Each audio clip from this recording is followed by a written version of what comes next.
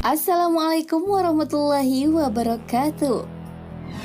Sahabat beriman, iblis merupakan makhluk laknatullah yang akan menggoda manusia agar memilih jalan menuju neraka. Sejak baru lahir hingga manusia menuju ajal, tidak akan pernah lepas dari godaannya.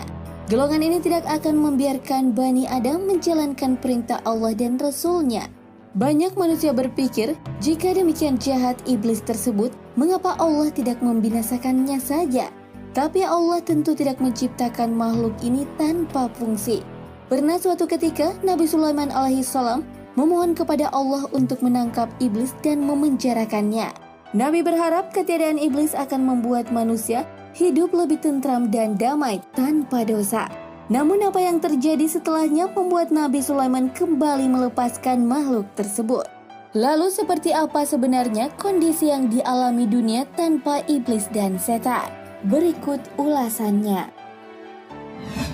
Namun sebelum lanjut, mari bersama tebar syiar Islam dengan klik tombol subscribe, like, and share untuk berbagi informasi bermanfaat. Amin ya robbal alamin. Dalam sebuah riwayat diceritakan, bagaimana Nabi Sulaiman alaihissalam memiliki kekuatan penuh menundukkan kalangan manusia, jin, dan hewan.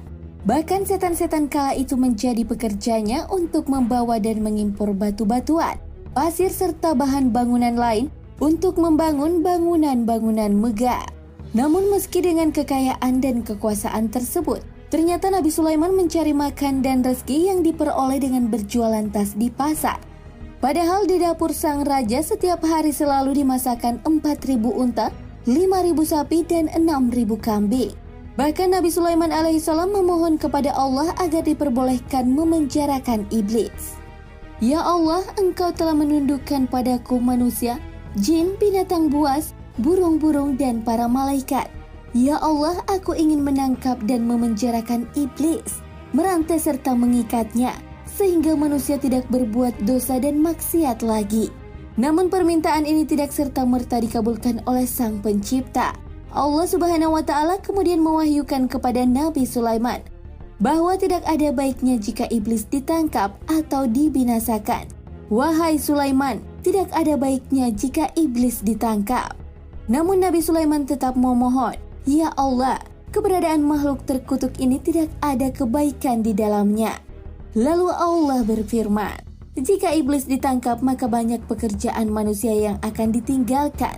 Nabi Sulaiman berkata, Ya Allah, aku ingin menangkap makhluk terkutuk ini selama beberapa hari saja.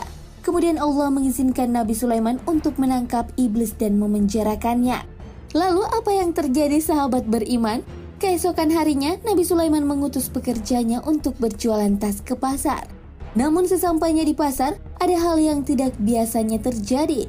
Pasar tersebut kosong tanpa penghuni. Semua pedagang menutup dagangan mereka.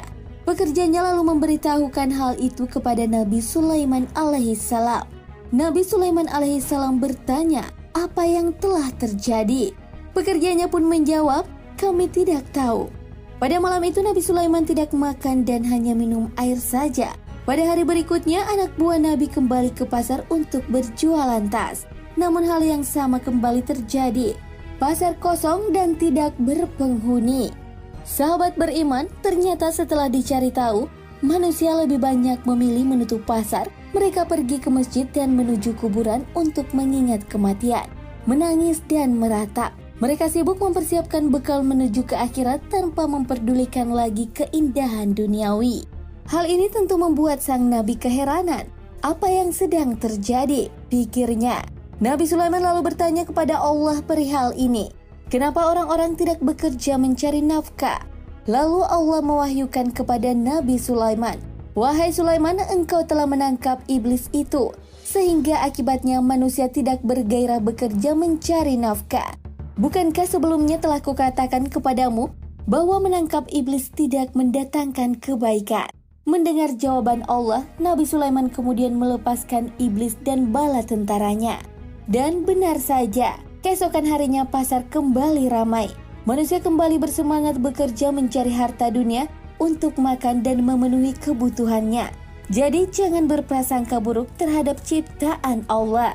Meski kita anggap tidak berguna sekalipun, karena Allah lah yang maha tahu apa yang Dia ciptakan. Wallahu alam bissawab.